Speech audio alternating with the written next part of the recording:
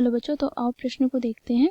अवकल समीकरण dy/dx बराबर e की घात x प्लस y का व्यापक हल क्या होगा, ये हमें ज्ञात करना है। इसके लिए बच्चों हमें चार विकल्प दिया गया है। ए विकल्प में e की घात x प्लस e की घात माइनस y बराबर c, बी विकल्प में e की घात x प्लस e की घात y बराबर c, सी विकल्प में e की घात माइनस x प्लस e की घात y बराबर c, डी विकल्प में e की घात माइनस x प्लस e की घात माइनस y बराबर c। तो दिए गए चारों विकल्प में से बच्चों हमें सही विकल्प का चयन करना है। ठीक है, तो बच्चों देखो, इस दिए गए प्रश्न की मुख्य अवधारणा की बात करें, मुख्य अवधारणा की बात करें तो बच्चों देखो, इस प्रश्न को हम चरों का पृथक्करण विधि से हल करेंगे। ठीक है, चरों का पृथक्करण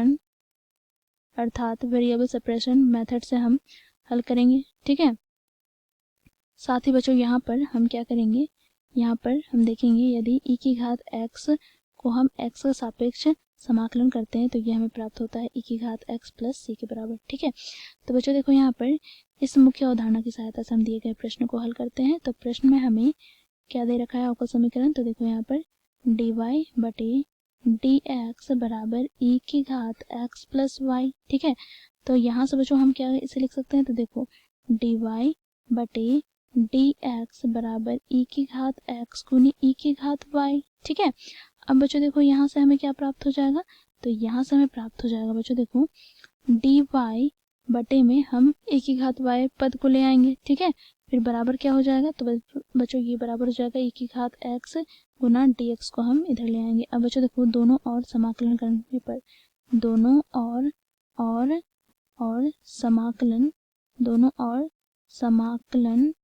समाकलन करने पर तो यहाँ से हमें क्या प्राप्त होगा, तो बच्चों यहाँ से हमें प्राप्त हो जाएगा, देखो यहाँ पर समाकलन, यहाँ पर dy बटे e की घात y बराबर समाकलन e की घात x गुनी dx। ठीक है, अब बच्चों यहाँ से हमें क्या प्राप्त हो जाएगा, तो यहाँ से हमें प्राप्त हो जाएगा, देखो समाकलन यहाँ पर e की घात माइनस y dy बराबर यहाँ पर e की घात x dx। ठीक है बच्चों, यहाँ पर अब हम इसका समाकलन करते हैं तो यहाँ से हम जानते हैं यदि e की घात माइनस x को हम x सापेक्ष में समाकलन करते हैं तो ये हमें प्राप्त हो जाएगा माइनस e की घात माइनस x प्लस c के। ठीक है, c यहाँ पर समाकलन अचर है तो यहाँ से हमें प्राप्त हो जाएगा बच्चों देखो माइनस e की घात माइनस y बराबर है यहाँ पर e की घात x का समाकलन e की घात x ही होगा प्लस का c यहाँ पर समाकलन अचर है।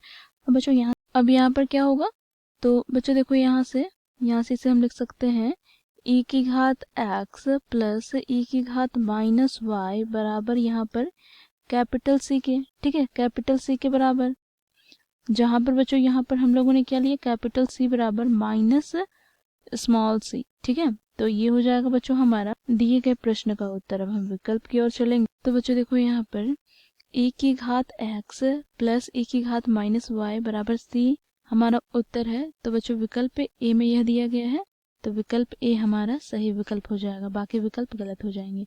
आशा करती हूँ यह प्रश्न आप लोगों को समझ में आया होगा। धन्यवाद।